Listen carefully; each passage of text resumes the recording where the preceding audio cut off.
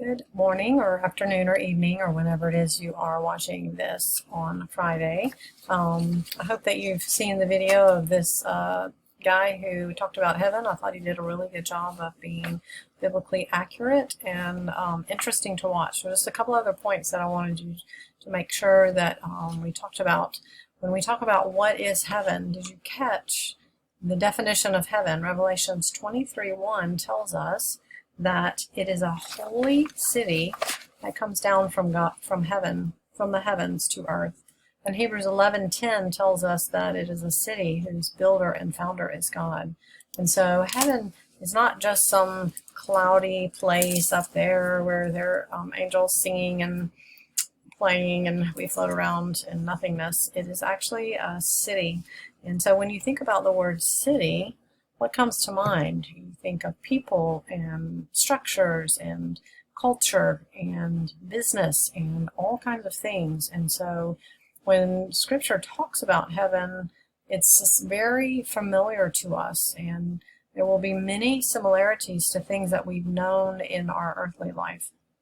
There are two opinions about the earth.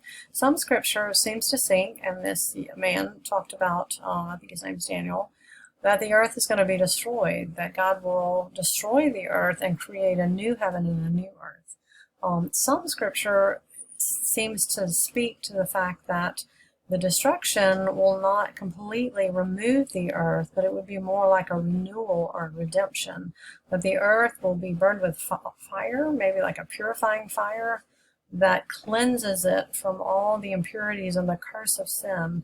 And what emerges is something amazing and beautiful, and it looks so different that it's considered new. In the same way that the caterpillar turns into a butterfly, that there's something familiar about it, and yet it has been so transformed, it's not the same thing. And so those two opinions about the earth, either way, what God does, he said, whether he creates a completely new earth or whether he renews and redeems the earth, it speaks of it with the same word. So it will be something familiar to us, something that we recognize because of our life on this earth.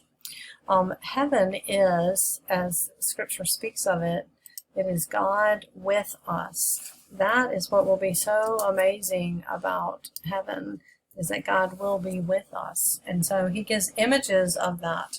God will be with us, and the images are of a husband and wife, that heaven will come down like a bride adorned for her husband.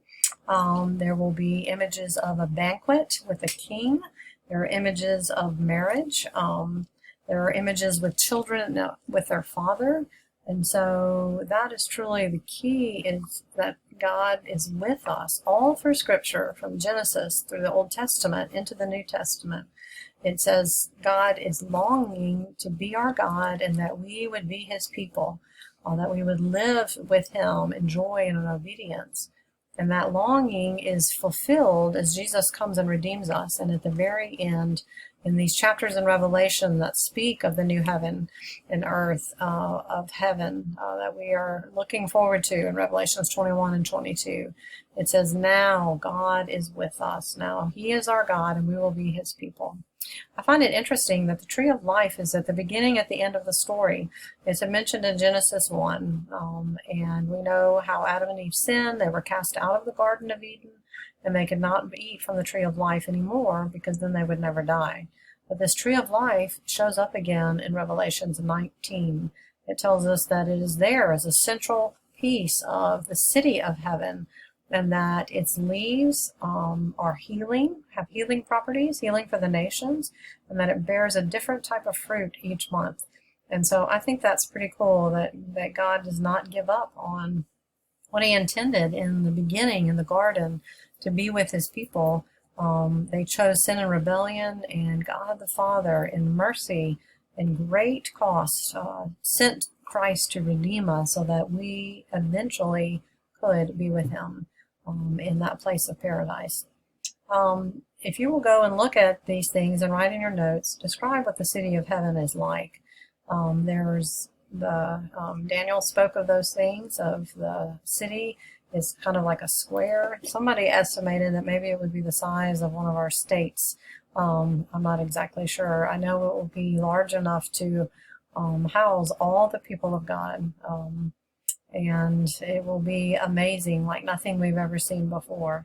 Revelations 21 also tells us the things that will not be present in heaven. And those are the things that cause us such difficulty and suffering in this life, pain and crying.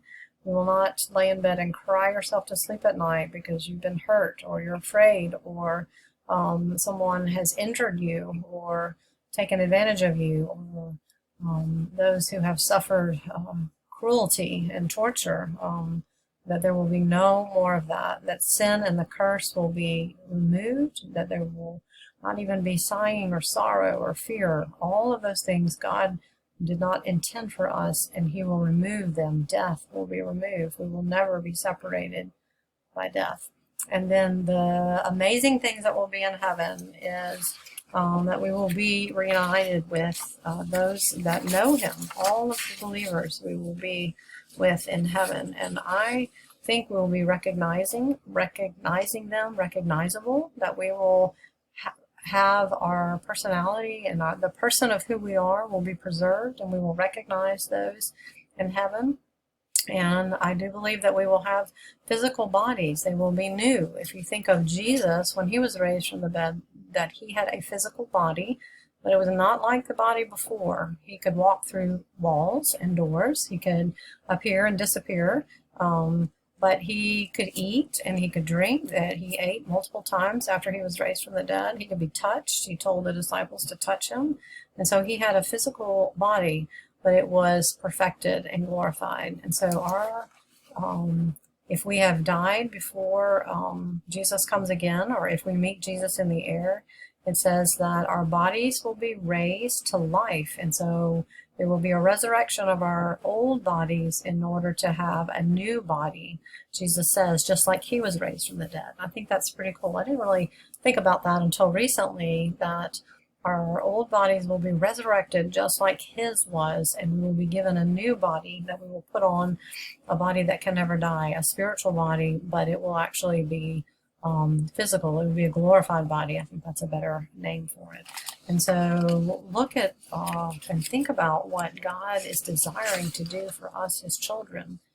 Why? Why would he want to do that? Because that is the heart of a father, to want good and to want amazing things for his children. I also like to think about the fact that we will not be bored in heaven, that we will continue learning and growing, and I think there will be things that are present in a city, art and culture and entertainment and sports and learning and all of that, without the weight of sin and suffering and selfishness, and the things that we engaged in will bring us incredible joy. If you think about the thing you love to do the most, that time passes so quickly and you can't even remember that it's already been 5 hours. That will be a little picture of what our lives in heaven will be like, that we will find such joy in the things that we were given to do and the work that God has called us to do, that we will not be bothered by boredom or weighed down, that it will be a joy to us. I think of some very good friends of ours that there is never enough time to spend with them. And we would get together for dinner, and then they're like, oh, let's just talk for an hour, and then it would be 10 o'clock. Okay, we're almost done. We would tell the kids, we're going to leave in 5 minutes, and they knew that it would be midnight because we just couldn't stop talking and enjoying being together. And to me, that's a little picture of heaven, that we will be with those we love, and we will never run out of things to say and do and laugh. And we will be together, not only with those friends, but with our true friend, Jesus. He will be with us. He will be our light and our life. And so if we think about all that God has done, we do. I hope that we are wanting to share his good news of his gospel with those around us, and praying for opportunities to do that. Hopefully you can keep working on your memory verses. We've got 2 more weeks to go, and hopefully we'll finish up the last verses next week, and keep working on your summaries. I'll be putting together a test review for early next week, and we'll test on these lessons, and then we'll finish the final week of Jesus' life as he entered Jerusalem, anticipating the cross. Y'all have a good weekend, and we'll talk to you again.